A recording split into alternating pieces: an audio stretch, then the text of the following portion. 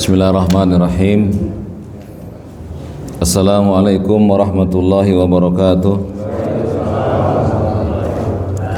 Innal hamdalillahi nahmaduhu wa nasta'inuhu wa nastaghfiruh wa na'udzu billahi min shururi anfusina wa sayyiati a'malina may yahdihillahu fala mudilla lahu wa may yudlil fala hadiya lahu wa asyhadu an la ilaha illallah wahdahu la syarika lahu wa asyhadu anna Muhammadan abduhu wa rasuluhu sallallahu alaihi wasallam tasliman katsiran wa ba'd.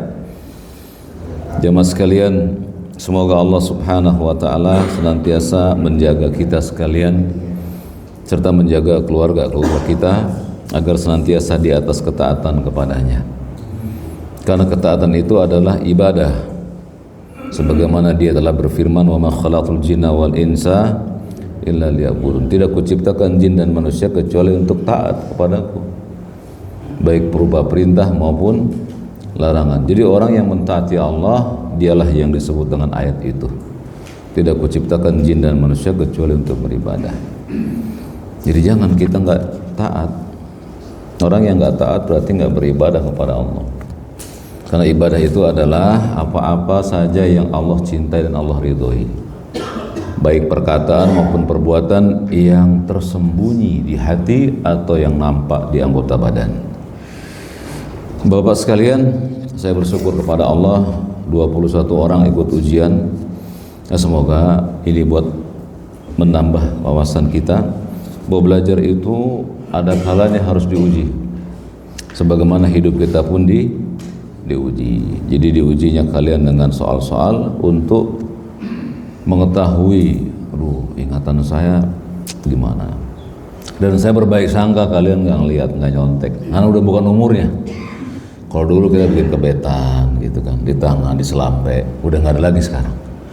Ya, semoga Allah Subhanahu Wa Taala senantiasa menanamkan kepada kita ilmu yang bermanfaat. Kita lanjutkan nasihat syariat bagi yang berumur. Terakhir tanggal 12 Oktober sampai pada nomor 7 yang ada makalahnya, silakan dibuka. Jangan berlebihan dalam makan, minum, belanja, berpakaian, berhias, ya, dan jangan berlebihan dalam keduniaan yang semuanya tidak mendukung peribadatan. Jadi jangan antum dan saya itu berlebihan makan, minum, ya, punya barang. Satu aja nggak habis handphone kita. Pakai saja handphone kita sampai rusak. Motor, mobil. Kenapa demikian? Karena semua harta yang kita miliki akan ditanya. Tidak bergeser kaki anak Adam nanti di hadapan Allah pada hari kiamat sampai ditanya 5 perkara. Untuk apa umurmu dihabiskan? Untuk apa ilmunya dituntut? Dari mana hartanya dibelanjakan? Dari mana harta didapat? Dan buat apa dibelanjakan? Dan untuk apa tubuhnya digunakan? Jadi jangan sia-siakan. Ya, harta yang udah ada kita syukuri biar berkah. Kita masuk ke poin yang ke-8. Jangan berteman akrab dengan orang yang tidak menambah iman, menambah ilmu dan amal. Ya, lafaznya Pak, jangan berteman akrab. Berteman boleh, tapi akrab lihat-lihat dulu. Kenapa demikian? Karena Allah Subhanahu wa taala berfirman dalam surat At-Taubah ayat 119, "Ya ayyuhalladzina amanu ittaqullah." Wahai orang beriman, takutlah kepada Allah. Wa kunu ma'as-shadiqin. Dan hendaknya kalian bersama orang-orang yang benar. Perintahnya Pak. Enggak boleh antum dan saya setiap ada orang yang minta teman accept. Accept gitu ya, diterima teman, banyak teman. Karena buat dagang, walaupun buat dagang lihat-lihat Pak. Ya. Nabi yang mulia sallallahu alaihi wasallam menjelaskan tentang ayat tersebut atau ayat 119 dengan lisan beliau yang mulia. Kata beliau sallallahu alaihi wasallam, "Matsalul jalisis salih wal jalisis su'." Permisalan seseorang yang duduk atau berteman dengan orang soleh dan orang yang buruk seperti berteman dengan pemilik minyak wangi dan pandai besi. Jadi kalau kita berteman dengan teman yang baik seperti duduk bersama pemilik usaha minyak wangi kalau bertemu dengan teman yang baik. Ya, jika engkau tidak dihadiahkan minyaknya, engkau bisa membeli darinya, atau paling tidak engkau mendapat baunya. Misalnya Pak Ade dagang parfum, ya, Pak Solihin main aja ke tokonya, nggak beli, nggak, pulang-pulang kecipratan nggak baunya. Itu dia Pak, teman yang baik gitu, pulang-pulang kecipratan kita baiknya. Ya habis kita bertemu dia lagi zikir pada Allah. Ya, kalau dia ngantuk, dia sadar lagi, dia istighfar. Pulang-pulang bawa oleh-oleh. Tapi kata Nabi SAW, adapun berteman dengan teman yang buruk, seperti berteman dengan pandai besi. Jika engkau tidak mendapati badanmu terkena besinya, cipratannya, engkau mendapatkan baunya yang tidak enak. Ya, jadi beliau SAW menjelaskan bahwa kata Allah, tetaplah kalian bersama orang-orang yang benar, jadikanlah teman kalian itu teman yang benar. Kemudian beliau melanjutkan hadisnya, al-mar'u ala dini khalilihi. Seseorang itu tergantung agama temannya. Falyanzur ahadukum man yukhalil. Maka perhatikan siapa yang menjadi teman kalian. Dulu waktu kita masih kecil, orang tua kita bilang apa Pak? Kalau nanti kamu sekolah, teman sebangku kamu jangan yang nakal, kan gitu ya? Kenapa tuh Pak? Pengaruhnya Pak. Jangan main sama si fulan tuh, kenapa? Nakal, bandel. Dari kecil kita sudah dinasihati orang tua kita tuh, jangan berteman dengan anak yang nakal. Nanti kalian ketularan nakalnya. Ya, jadi jangan jadikan teman akrab itu orang-orang yang nggak menambah iman, nggak menambah ilmu, nggak menambah amal. Tapi tetap kalau dia muslim, dia punya hak. Assalamualaikum Pak, kalau sakit ditengok. Tapi dijadikan teman akrab, enggak. Karena teman akrab itu apa sih Pak? Apa definisi akrab? Dari kata qarib, a itu tafdil, sangat dekat. Saking dekatnya antum curhat kepada dia, betul apa enggak? Hanya teman yang kita akrabi aja antum berani curhat. Nah, kalau teman akrab itu baik, enggak masalah. Ya, kalau teman akrab yang buruk jadi masalah. Ya, berkata Al-Ghazali rahimahullahu taala, bersahabat dan bergaul dengan orang-orang yang bakhil akan mengakibatkan kita tertular bakhilnya. Sedangkan bersahabat dengan orang yang zuhud, apa itu zuhud? Ya? Orang zuhud itu bukan orang miskin, bukan. Orang zuhud itu orang yang kalau dia punya apa adanya dia senang, nggak berlebihan. Bersahabat dengan orang yang zuhud membuat kita juga zuhud dalam masalah dunia. Kata beliau, karena memang asalnya seseorang akan mencontoh teman karibnya. Jadi Al-Ghazali rahimahullah ini mengambil sabda Nabi, al-mar'u ala dini khalili. Seseorang itu tergantung agama temannya.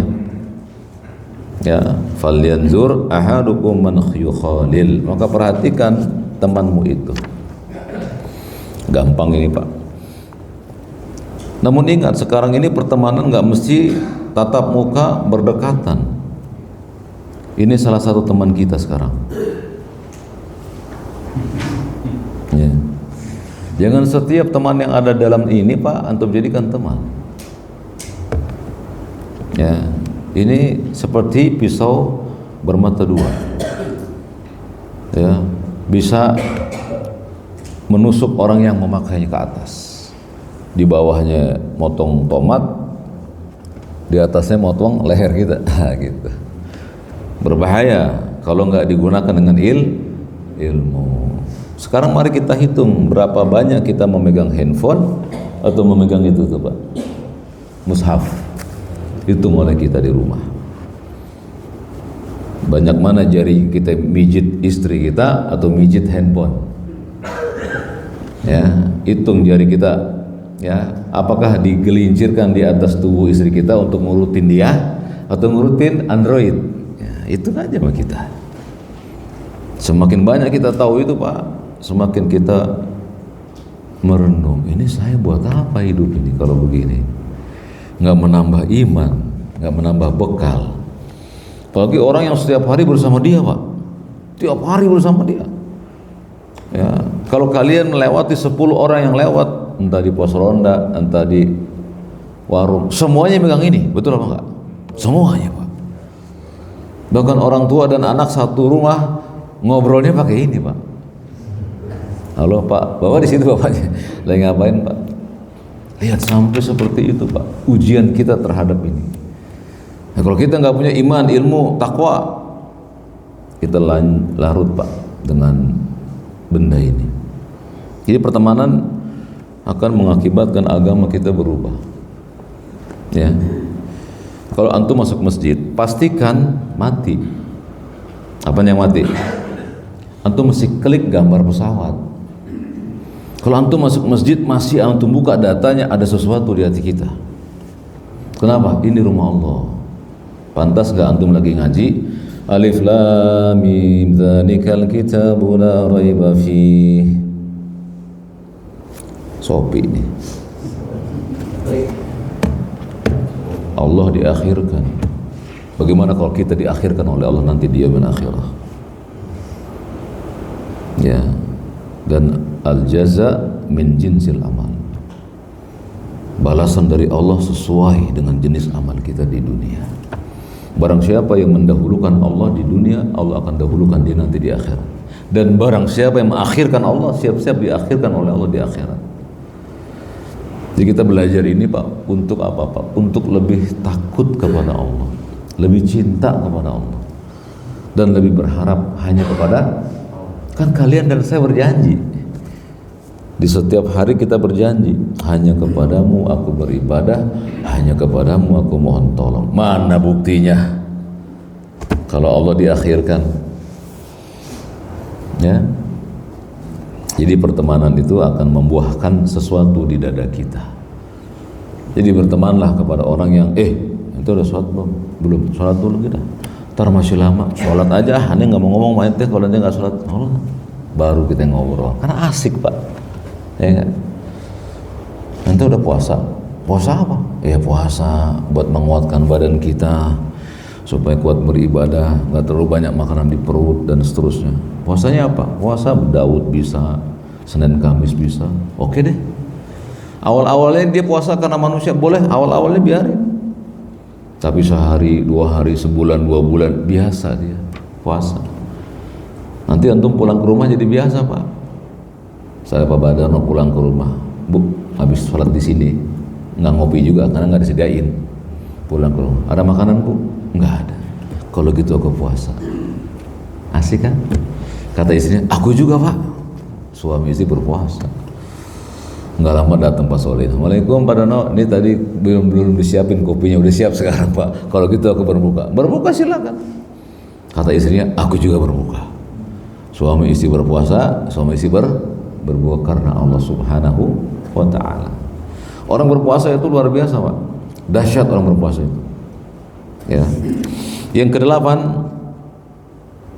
jangan berteman yang ke-8, jangan berteman akrab dengan orang yang tidak menambah iman, ilmu, dan amal. Jadi kalian mesti berteman dengan orang yang upgrade.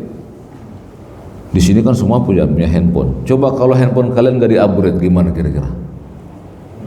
Lemot, lemot Pak. Antum berteman cari yang upgrade, yang kemarin kita kayaknya lagi ujian begini begitu ya, yuk ayo tambah yuk hafalannya, upgrade. Dan itu yang paling bagus Pak hidup kita Pak. Hari-hari bertambah, 1 hari 1 ayat hafalin, nggak masalah. Ya, 1 hadis hafalin. Yang ke-9, jangan banyak ya. Judulnya jangan banyak bepergian atau tamasya kesana kemari tanpa ada manfaat yang dapat mendekatkan diri kepada kehidupan akhirat. Dulu kita mungkin kalau masih kuat-kuat punya agenda tuh, malam minggu kemana nih? Margo City, orang-orang Depok sini Margo City. Ya. atau manalah gitu kan, hampir tiap malam minggu atau sebulan sekali ke tempat yang di situ kita nggak ada urusannya, cuman ya daripada di rumah sumpek. Padahal Nabi menyuruh kita menjadikan baiti jannati, rumah kalian surganya kalian. Kenapa sih kita nggak betah di rumah? Kita nggak jadikan istri kita itu ratu surga dunia, enggak. Kita lebih senang ratu-ratu yang lain. Coba di rumah kita jadikan istri kita sebagai ratu kita. Mandiin dia Pak, pakai air bunga mawar. Ya nggak apa-apa, emang kenapa? Emang air bunga mawar buat orang mati doang? Buat orang hidup boleh. Air kembang, wangi.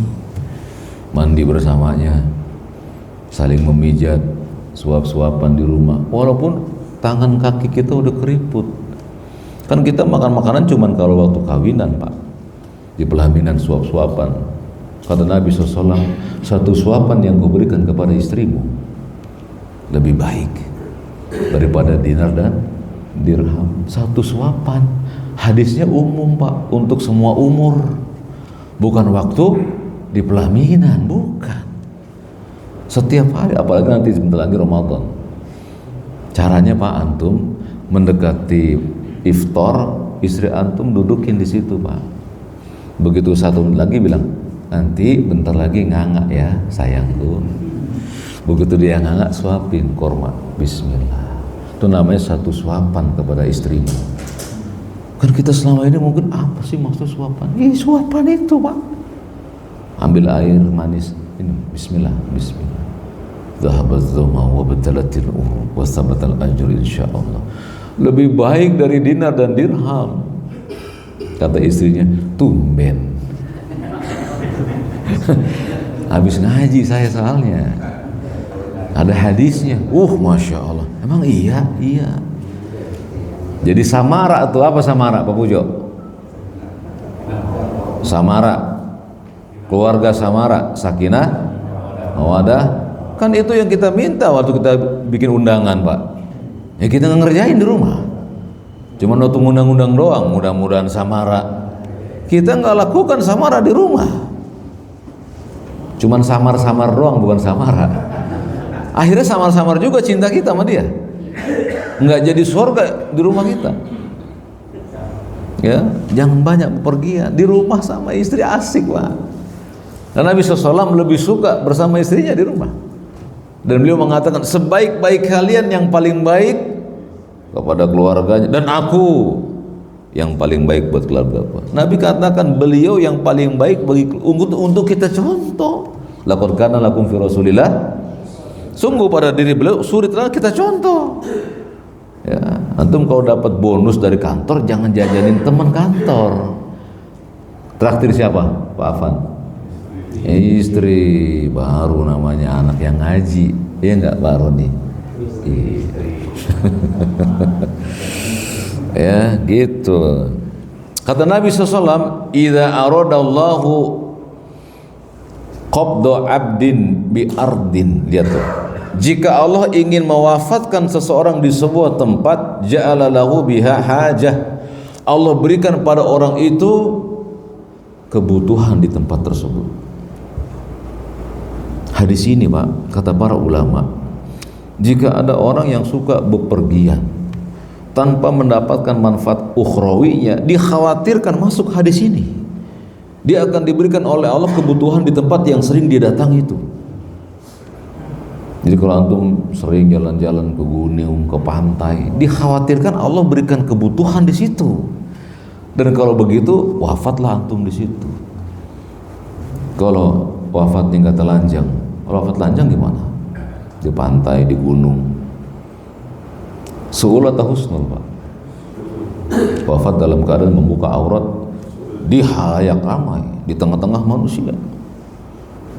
Antum mandi, jangan pakai apa itu, CD saja, aurat kemana-mana. Wafat dalam keadaan berenang. Kenapa? Suka dengan berenang ke pantai-pantai. Ya, Dan Nabi SAW mengatakan innamal a'malu bil khawatim. Sesungguhnya amal itu tergantung penghujungnya. Nah, di usia kita ini kan penghujung, Pak. Pak Saryanto berapa usianya sekarang? Gue malu dia nyebutinnya. 50 apa 40 tadi? Usia kita ini, Pak, kata Nabi, usia umatku segini sampai segini. Berapa? 60 sampai 70. Sedikit yang lebih dari itu, sedikit. Nah, hitung-hitung Pak sekarang, Pak, usia kita berapa? Pak Pujo 59. Bentar lagi, Pak. Kalau udah lewat sampai 70, sekarang udah 69. Bentar lagi itu. Iya, emang kemana lagi setelah usia tua? Kemana, Pak? Kembali kepada penciptanya. Rumah kita itu yang abadi, Pak. Yang abadi. Rumah kita yang benar itu cuma 2x1. Dalamnya 2 meter. Cuman itu rumah kita, Pak. Harta kita yang kita bawa cuma 300.000. Apa itu? Kain kafan. Nggak ada yang lebih. Antum punya handphone Apple nggak dibawa. Istri yang anggur nggak dibawa. Nggak ada kita bawa, nggak ada. Yang kita bawa amal. Nah, sekarang kita ngelakuin ini. Menuntut ilmu, sholat subuh dan seterusnya. Jadi Nabi mengatakan innamal a'malu bil khawatim. Sesungguhnya amal itu tergantung ujungnya. Kalau ujung-ujungnya suka pelesiran, dikhawatirkan wafat di atas itu. Dan Nabi mengatakan jika Allah ingin mewafatkan seseorang di suatu tempat, Allah akan berikan orang itu butuh dengan tempat itu. Jadi kalau kita harus ke tempat, Pak, mana yang kita tuju? Ini nih. Iya, rumah Allah, sholat zikir, atau rumah orang tua. Datangin rumah orang tua kita. Walaupun udah nggak ada adik kita disuruh temuin dia. Assalamualaikum, gimana deh? Baik. Kan kalian sebagai wakil dari orang tua, datangi adik-adik kalian, kakak-kakak kalian. Ya, sambangi mereka, sambung silaturahimnya. Kelak di yaumil akhirah mereka bersaksi, ya Rabbi, orang ini senantiasa menjaga dan melindungiku serta menyambangi aku. Dia bersaksi kok. Bukankah semua kita menjadi syafaat bagi yang lain? Ya kan? Yang ke-10, jangan suka tergesa-gesa dalam keinginan sehingga sering gelisah, keluh kesah dan kesal dengan kehidupan sehari-hari. Selalu dipenuhi hati ini dengan sabar dan bersyukur. Jangan sebel, Pak. Baru nyuci udah hujan. Allah Subhanahu wa taala berfirman dalam hadis qudsi, yu'dzini ibnu Adam. Anak Adam menyakiti aku. Ya subbud dahr. Dia mencaci maki zaman. Apa itu zaman, Pak? Waktu panas, waktu dingin, itu namanya dahr atau asr. Boleh. Ya orang yang mencaci maki hujan, mencaci maki panas, kata Allah, anak Adam menyakiti aku. Ya subbud dahr. Dia mencaci aku dengan mencaci zaman. Akulah anak adar, kata Allah. Akulah yang mengatur zadar itu. Aku yang bolak-balikan malam dan siang, panas dan dingin. Jadi gimana, Pak, kalau ada hujan, Pak? Allahumma shayban nafi'an, alhamdulillah alladzi bi ni'matihi tatimus sholihat, atau mutirna bi fadlillahi wa rahmatihi. Jangan caci maki hujan. Panas juga, Pak. Berapa hari kan panas ya? Sampai-sampai, Pak, ya, barang yang paling laku di musim panas apa itu, Pak? Tukang kipas angin itu kipas angin juga, Pak. Mukanya dikipasin dengan duit. Laku kipas. Kita caci maki, Pak. Ini panas nih, sial. Ya. Dan komplain terus, Pak. Jadi gimana sikap kita? Man kana yu'minu billahi wal yawmil akhir falyaqul khairan aw liyasmut. Kalau kamu beriman kepada Allah dan hari pembalasan, ucapan yang baik-baik saja. Kalau nggak bisa, diam. Diam itu emas. Gitu Pak Darmawan. Makanya kalau istrinya minta emas, diam aja. Kan dia emas, Pak.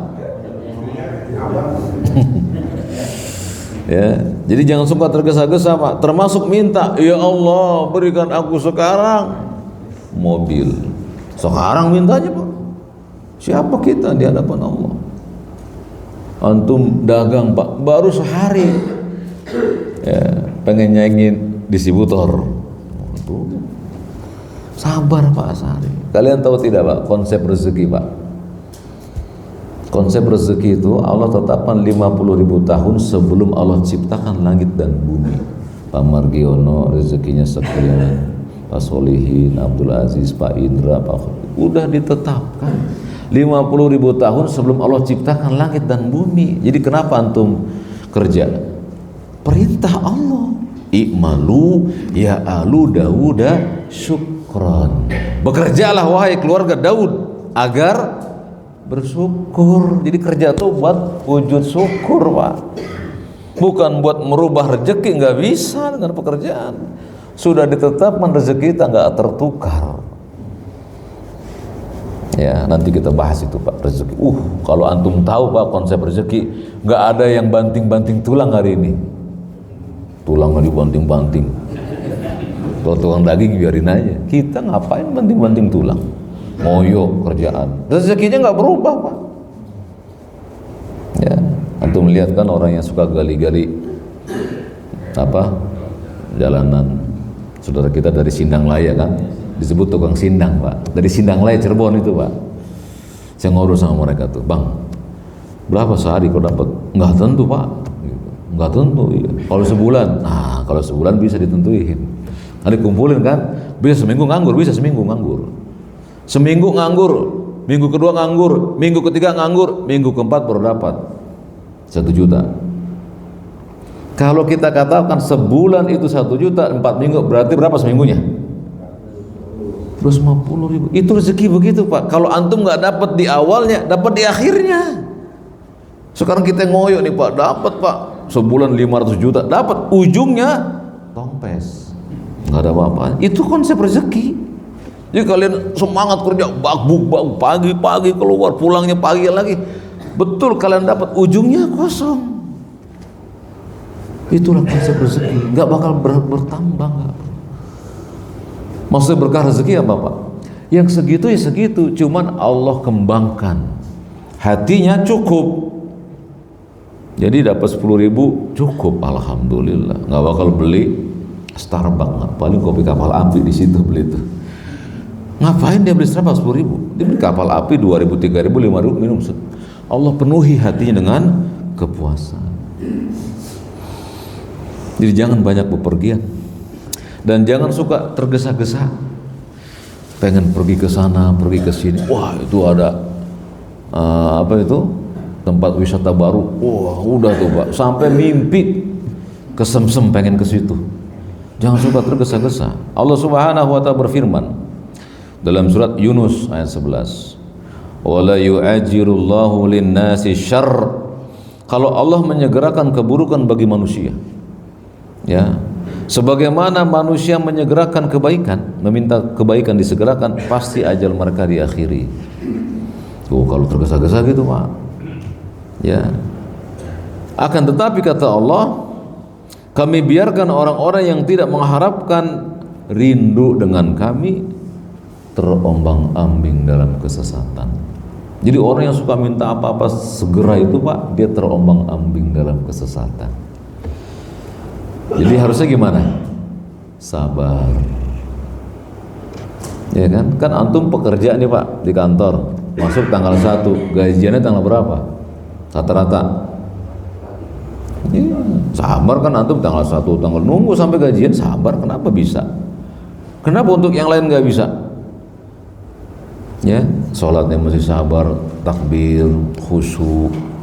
Jangan imam baca yang panjang, batuk di mana-mana. Katanya kita ingin sabar. Imam baca yang panjang aja dikit udah rame Pak. Ya, batuk segala macam, ada yang macam-macam kita ini Pak. Ya kan? Yang ketawa biasanya kena itu. Enggak ya. Allah Subhanahu wa Ta'ala mengingatkan kita juga Pak dalam surat Al-Isra, ya, wa yad'ul insanu bisyarri du'aahu bil khair. Itu dia. Manusia seringkali berdoa mendapatkan keburukan sebagaimana berdoa mendapatkan kebaikan. Di akhir ayat Allah mengatakan wa kanal insanu ajula. Istijal, manusia itu sering tergesa-gesa. Berkata Ibnu Katsir rahimahullah, ayat ini surat Al-Isra menjelaskan bahwa manusia bersifat tergesa-gesa. Kadangkala dia berdoa untuk kejelekan dirinya, anaknya atau hartanya. Dia meminta kejelekan berupa kematian, kebinasaan, kehancuran, laknat atau semacamnya. Seandainya Allah kabulkan doa tersebut, dia akan hancur. Contoh gini Pak, ada orang sakit, aduh mati aja dah gua gitu. Ada nggak yang gitu Pak? Iya kan? Itu dia Pak, itu namanya minta segera keburukan. Kalau dikabulkan gimana? Rugi dia, nggak ada bekal amalnya. Jadi ngapain Pak kalau kita sakit? Minta sembuh. Sama siapa? Sama dokter, sama istri, sama Allah. Kata Nabi Ibrahim, idza maridtu fahuwashfin. Kalau aku sakit, dia yang menyembuhkan. Jadi jangan antum kalau ke dokter, Pak, dok, tolong sembuhkan saya. Kufur Pak itu Pak. Dan kufurnya kufur besar, mengeluarkan pelakunya dari Islam. Nggak main-main itu. Karena Allah lah asy-syafi. Apa itu asy-syafi? Zat yang maha menyembuhkan. Jadi caranya gimana? Dok, kepala saya puyeng dok. Ada nggak obat yang cocok dengan itu? Gitu mintanya. Oh ada nih, minum nih. Ya, Panadol. Ya, paracetamol. Pokoknya yang ol-ol belakangnya lah. Ya. Lalu antum pulang ke rumah Pak. Wah ini obat paten. Nggak bisa begitu ngomongnya.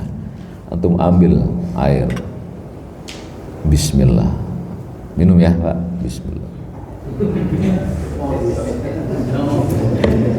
Habis minum Pak, bilang, ya Rabbi, cocokkan obat ini dengan penyakitku. Aku mohon kesembuhan. Itu namanya berobat syar'i. Kalau nggak sembuh, dapat pahala. Antum wafat dalam keadaan sakit, ada pahala tidak? Ada pahalanya. Antum bilang, ya obatnya ini kan nggak paten. Antum mati dalam keadaan itu Pak, dapat dosa. Coba lihat Pak. Ngeri apa enggak nih usia-usia kita ini Pak? Ngeri kalau nggak belajar. Nah, jangan sampai Allah diakhirkan, jangan sampai. Jadi apabila kita sedih Pak, makanan nggak ada di pendaringan, beras tinggal 2 butir, gimana caranya masak beras 2 butir? Ya jangan, gua mati aja, jangan Pak. Ya Allah berikan aku kehidupan. Nanti Allah berikan tuh Pak. Dia keluar rumah, temu Ustaz Solihin. Di mana Pak? Lagi nyari beras Pak. Saya ada tuh di rumah. Ha, kan rezeki. Gitu cara Allah nolong kita. Kenapa sih kita nggak gantung pada dia Pak? Pada saya dan antum baca Allahus Samad. Apa itu? Allah engkaulah tempat aku bergantung. Mana buktinya? Kalau susah minta mati. Ya kan? Kalau sakit minta mati. Ya minta hidup sama Allah. Supaya antum dan saya punya amal.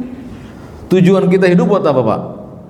Menghimpun amal Pak. Buat pulang nanti. Siapa di sini yang yakin hidupnya sampai 100 tahun? Enggak, pasti enggak ada yang berani angkat tangan. Enggak ada. Takut dia Pak. Karena Allah tetapkan kita dengan batas yang tertentu. Nah kita disiapkan tuh Pak perangkatnya, mata, telinga, hati. Maka Allah mengatakan inna sam'a wal basara wal fu'ada kullu ulaika kana anhu mas'ula. Semuanya akan diminta ya tanggung jawab. Karena ini mendengar, ini melihat, hati bisa berpikir. Kenapa dia nggak digunakan? Apa kata Allah ketika Allah masukkan manusia ke dalam neraka? Mereka memiliki mata, nggak dipakai untuk melihat. Mereka memiliki telinga, nggak dipakai buat mendengar. Mereka memiliki hati, hati nggak dipakai untuk berpikir. Itulah Pak, bagaimana Allah kabarkan penghuni neraka. 3 indera ini, bukan indera Laksmana, bukan. 3 indera ini Pak, mata, telinga dan hati nggak dipakai di dunia, nggak dipakai. Dipakainya untuk yang nggak bermanfaat. Kemudian Allah berfirman dalam surat Luqman ayat 31. Tadi juga dibaca ya. Ya, kata Allah yang artinya tidaklah engkau perhatikan bahwa sesungguhnya kapal itu berlayar di laut. Ya, berkat nikmat Allah, Pak. Jadi kalau antum naik perahu di laut, yang bikin ngambang itu siapa? Yakin? Harus begitu Pak, yakin. Kalau Allah bilang tenggelam, fayakun Pak, tenggelam kita. Jadi Allah maha baik Pak. Betapa banyak kapal-kapal di lautan Allah nggak tenggelamkan itu, tapi kita kufur. Ini teknologi yang luar biasa yang saya miliki, nggak bakal tenggelam. Tunggu nanti Allah akan tampakkan tanda-tanda kekuasaannya. Kalau ada orang bermaksiat pada Allah Pak, nggak percaya sama Allah, tapi dia mengatakan, lihat saya punya pesawat, punya kapal yang nggak bakal bisa jatuh dari atas dan nggak tenggelam. Istidraj, nanti tunggu aja. Ya, jangan melawan Allah Subhanahu wa taala. Kemudian kata Allah, agar dia memperlihatkan kepadamu sebagian dari tanda-tanda kebesarannya. Sesungguhnya pada yang demikian itu ada hikmah yang bisa diambil likulli sabbarin syakur, pada orang yang sabar dan bersyukur. Jadi sabar, gak usah buru-buru, bersyukur dengan apa yang kita terima. Ya, antum dagang dapat sedikit, alhamdulillah. Nggak dapat, alhamdulillah juga. Nggak dapatnya kita Pak, ada hikmah di dalamnya. Inna ma'al usri. Jadi kalau kalian pengen bahagia Pak, lewati dulu kesulitan, baru kalian bahagia. Karena Allah mengatakan fa inna ma'al usri yusra. Jadi kalau mengalami kesulitan santai saja, yakin habis gitu ada kemudahan. Walaupun lama, santai saja, sabar nunggunya. Pasti Allah berikan kok. Innallaha la yukhliful, Allah nggak pernah ingkar janji kok. Kalau kita iya, dia nggak pernah ingkar janji. Nabi SAW bersabda, ya, kata beliau, ata'anni minallah, ketenangan itu dari Allah, wal ajalatu minasyaiton, terburu-buru, tergesa-gesa dari setan. Ya, tapi ingat Pak, tergesa-gesa di sini yang sifatnya yang nggak ada dalilnya. Tapi kalau ada dalilnya nggak masuk ke situ. Contohnya apa Pak? Yang harus buru-buru, bayar utang, buru-buru. Itu kalau nggak tergesa-gesa dosa kita malah. Yang kedua, menyelenggarakan jenazah harus tergesa-gesa. Jangan santai nungguin dulu anaknya yang dari Amerika, dari Afrika. Anaknya banyak, nungguin kapan dikuburnya. Ya, jadi yang tergesa-gesa itu asalnya sama dari setan, kecuali yang didatangkan dalil. Kemudian Nabi SAW bersabda, janganlah berdoa wala tad'u ala auladikum wala tad'u ala amwalikum. Jangan kalian berdoa buruk untuk anak dan harta kalian. Maksudnya gimana Pak? Anak kalian nakal, dasar anak setan. Ada kan begitu Pak? Ya kalau dia ngomong gitu pasti bapaknya apa? Kan kena dia sendiri itu. Atau kalian punya motor Pak, tiap pagi mogok mulu, motor sial. Nah itu doa keburukan itu Pak. Kalian tahu nggak kenapa kita suka motor kita mogok? Saya bang tahu. Kalian dan saya punya dosa. Allah tegur itu Pak. Allah mengatakan wa ma asabakum min musibatin fa bima kasabat aydikum. Apa saja musibah yang menimpa kalian karena dosa kalian. Wa yafu an katsir, kata Allah, tapi kami maafkan sebagian dosa. Dengan cara apa? Disusahin tuh motornya. Ruqyah aja dia Pak, kita ruqyah tuh motor. Nggak hidup juga, nggak apa-apa kan dapat pahala. Gitu Pak konsep hidup kita, ngumpulin pahala. Sabar bawa ke bengkel. Ngutang segera bayar. Nah itu dia tergesa-gesa, yang boleh itu Pak, segera bayar utang. Jangan sampai engkau meminta pada Allah pada waktu terkabulnya doa. Begitu antum marah Pak, dasar motor sial, itu saat Allah kabulkannya doa jadi. Kenal di sini Imam As-Sudais, tahu siapa? Tahu nggak kenapa jadi imam? Waktu kecilnya kalau lagi kondangan numpain sayur Pak, kata ibunya, semoga kamu jadi imam Masjid Haram. Ibunya gitu kalau marah, jadi beliau sekarang. Jadi kalau kalian marah sama anak, cari kalimat yang membuat dia beruntung. Jangan anak setan. Lah kita bapaknya, semoga kamu jadi anak soleh. Gitu Pak, diganti, bisa? Alhamdulillah. Kemudian beliau sallallahu alaihi wasallam bersabda,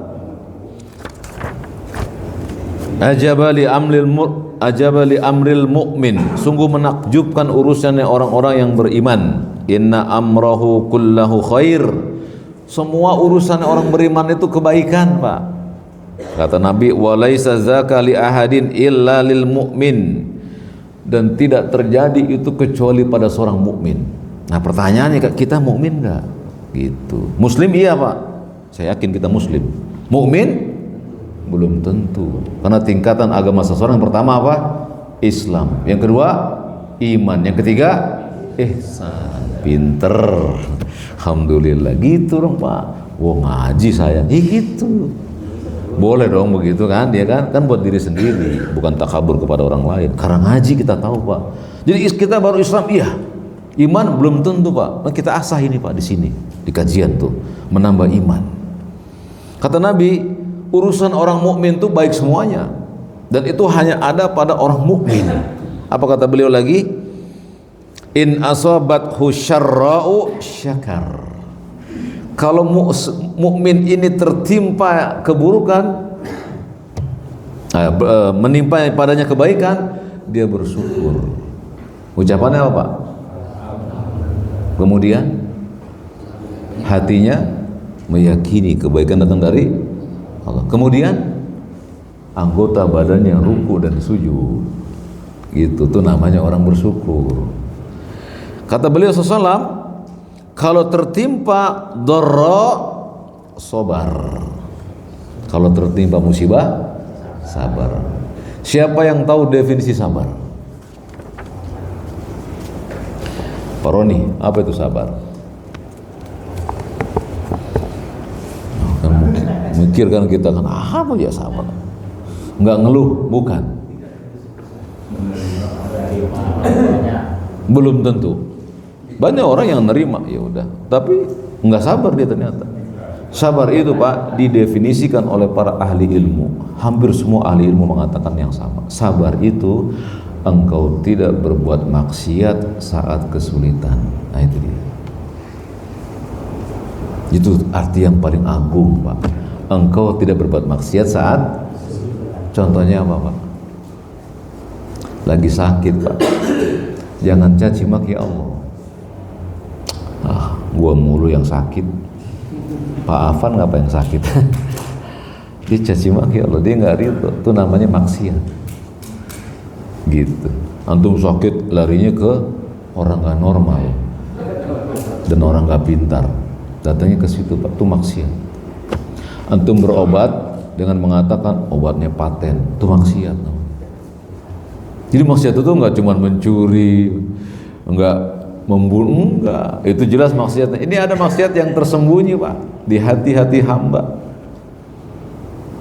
Ya, berhati-hati nih dengan maksiat yang tersembunyi. Ya, jika dia tertimpa musibah, dia bersabar. Bisa dilakukan, teman-teman? Kita coba ya, semoga Allah mudahkan. Habis waktunya? Masih lama? Sampai jam 10 ya. Yang ke-11, Pak. Yang ke-11, berusaha menjalin silaturahim dan mendekatkan hubungan yang telah renggang sebelumnya. Baik, kita ulas, Pak, apa makna silaturahim. Saya akan ngundang jamaah masjid dan DKM Ar-Royan untuk silaturahim. Salah. Silaturahim adalah dua kata, silatun ar-rahim, silah menyambung, ar-rahim satu rahim. Berarti siapa itu, Pak? Yang saudara kita, Pak, adik kita, anak kita, itu silaturahim. Tapi kalau antum bertemu dengan teman, bukan silaturahim, namanya apa? Ukhuwah atau ziarah, gitu. Panitia silaturahim SMA negeri, ya kalau ada saudaranya nggak apa-apa, kalau enggak, ya. Jadi banyak kalimat-kalimat yang nggak tepat dipakai, dan itu bisa mengandung dosa, bisa. Seperti ucapan almarhum. Sering nggak kita ngomong gitu, Pak? Apa artinya almarhum? pasti dirahmati. Antum tahu dia dirahmati? Nggak boleh Pak. Jadi jawabnya apa? Yarhamuhullah. Nggak boleh kita pastikan almarhum. Almarhum itu artinya yang pasti dirahmati. Siapa yang bisa memastikan? Enggak, antum itu bisa pasti dia dirahmati? Kan nggak bisa. Kita doakan dia, rahimahullah, yarhamhullah. Itu yang benar begitu Pak. Lihat lapas-lapas ini Pak bisa berujung dosa. Jadi wajibnya apa kita? Ngelmu lah dalam bahasa kita itu. Mari kita ngelmu jadi tahu. Nabi SAW bersabda, laisal wasil bil mukafi. Seseorang yang menyambung silaturahmi bukan orang yang membalas kebaikan dengan kebaikan, bukan. Kata beliau SAW, akan tetapi yang disebut dengan silaturahmi adalah idza qata'at rahimuhu wa salaha. Kalau saudaramu memutuskan hubungan denganmu, kamu sambung lagi, itulah silaturahmi. Ada nggak Pak orang bertengkar gini Pak, abang adik, mulai hari ini saya nggak mau lagi ngeliat wajahmu, itu namanya mutusin silaturahmi. Mulai hari ini aku nggak akan injak lagi rumahmu, itu namanya mutusin. Nah kita setelah orang tersebut atau saudara kita mengatakan itu, kita sambung, itu namanya silaturahim. Jadi kalau antum datangi dia ke rumahnya, ya biasa aja, belum sebut silaturahim. Sampai kalau dia putuskan, antum sambung, barulah silaturahmi yang hakiki. Dan itu pahalanya dahsyat.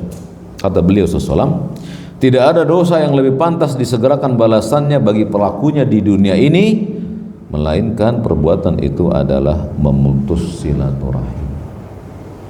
Dosanya langsung diazab di dunia sebelum di akhirat.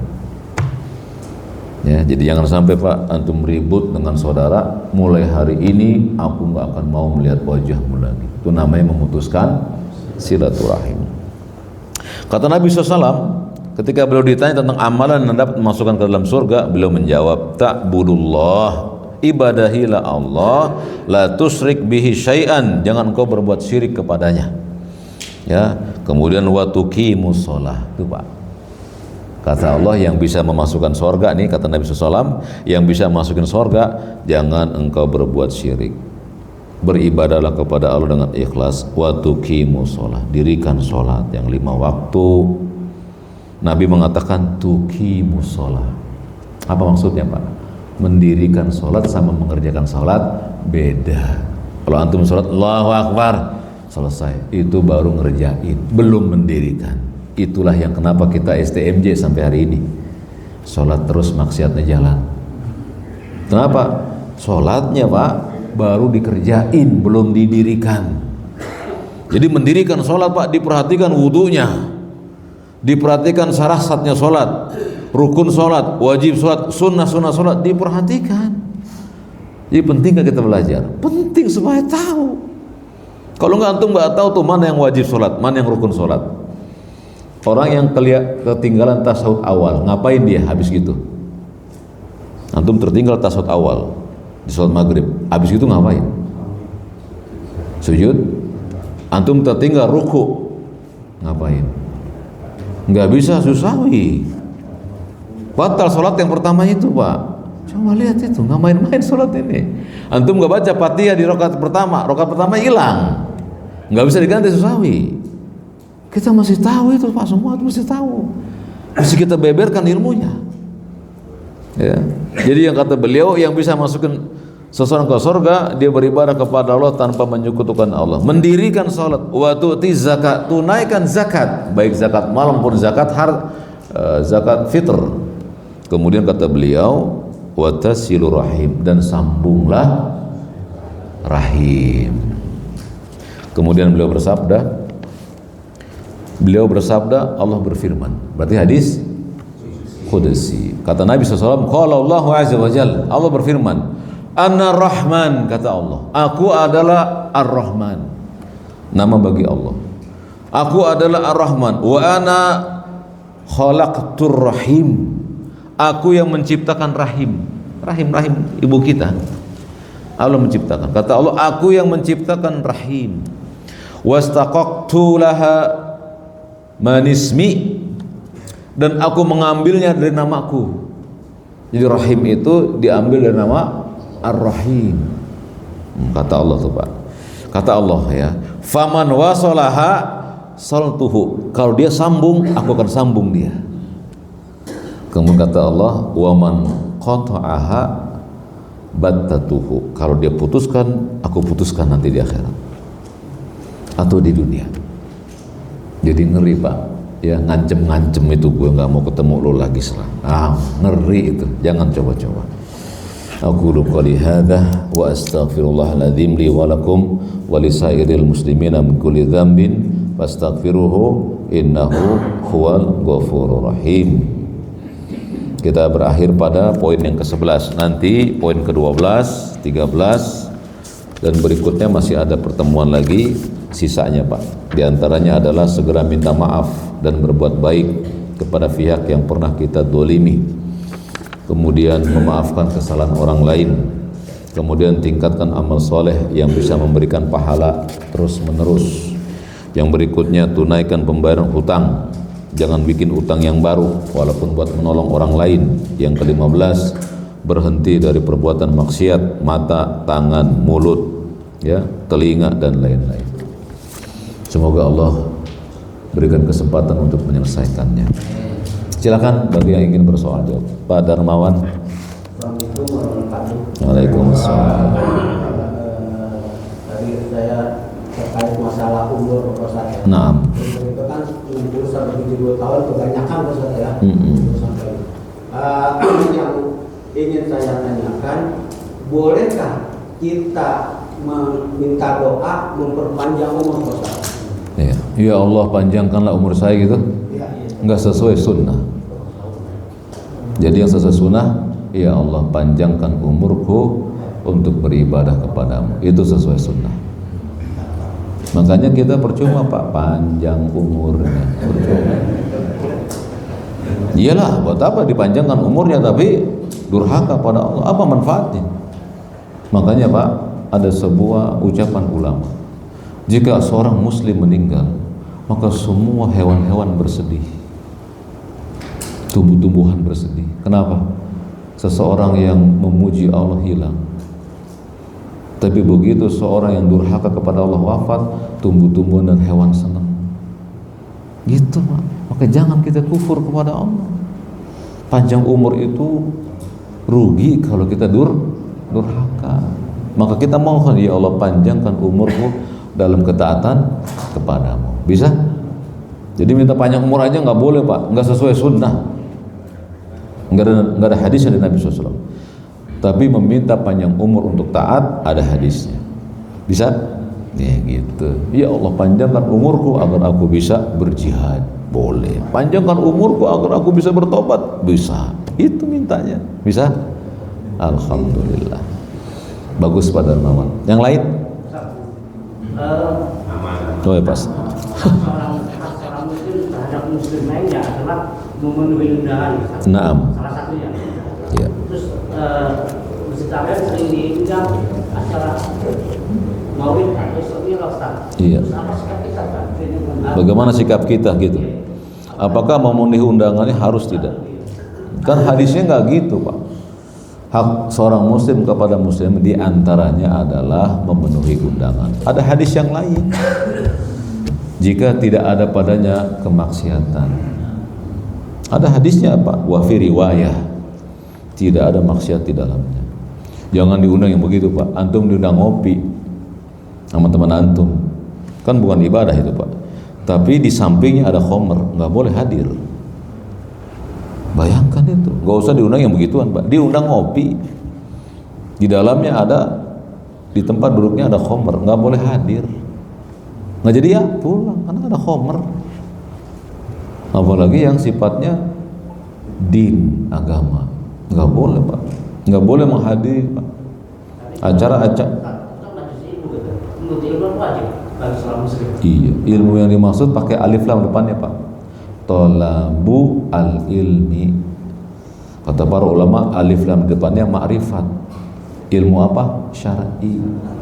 Yang sesuai syariat. Bukan yang enggak sesuai syariat. Makanya tolabu al-il pada alif lam depannya. Kalau kita belajar bahasa Arab jadi tahu Pak. Al-ilmu itu semua ilmu dalam Al-Quran pasti ada alif lam yang disuruh dituntut. Tolabu al-ilm, ada alif lam di depan. Berarti menunjukkan kata para ulama tafsir alif lamnya khusus ma'rifah, bukan nakirah, ilmu khusus.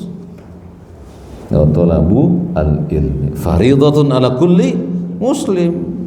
Kenapa al-ilmu di situ diartikan sebagai ilmu syar'i? Ya kalau gitu orang miskin nanti dijelekkan oleh Allah dong. Karena dia nggak bisa nuntut ilmu dunia. Tapi orang miskin bisa nggak nuntut ilmu dunia, ilmu akhirat. Di masjid dia bisa datang, orang miskin nggak perlu pakai pendaftaran di masjid.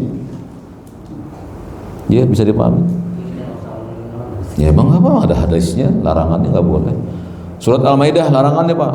Wa ta'awanu alal birri wa taqwa, tolong menolonglah dalam perbuatan baik dan takwa. Wa la ta'awanu alal itsmi wal itsmi apa artinya? Dosa, bertentangan dengan syariat. Setiap itsma adalah lawan dari asyari. Gitu Pak. Makanya setan disebut makhluk yang penuh dengan dosa. Kenapa? Membalikan syariat. Allah suruh dia sujud, enggak mau, aba wastakbaru, dia enggan, menyombongkan dirinya. Wa kana minal kafirin, Allah katakan kamu golongan kafir. Makanya Allah mengatakan innahu lakum aduwwum, menjadikan setan musuh bagimu karena menentang syar'i. Bisa dipahami? Nah, yang lain Pak siapa Pak? Pak Tata, silakan Pak Tata.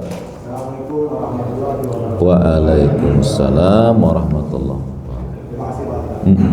Dalam nasihat untuk guru ini yang butir ke-11 tadi adalah menjalin silaturahmi.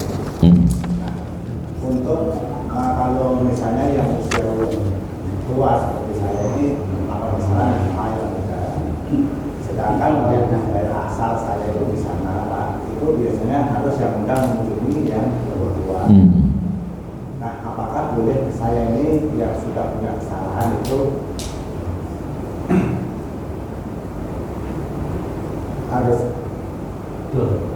harus mengunjungi yang lebih muda?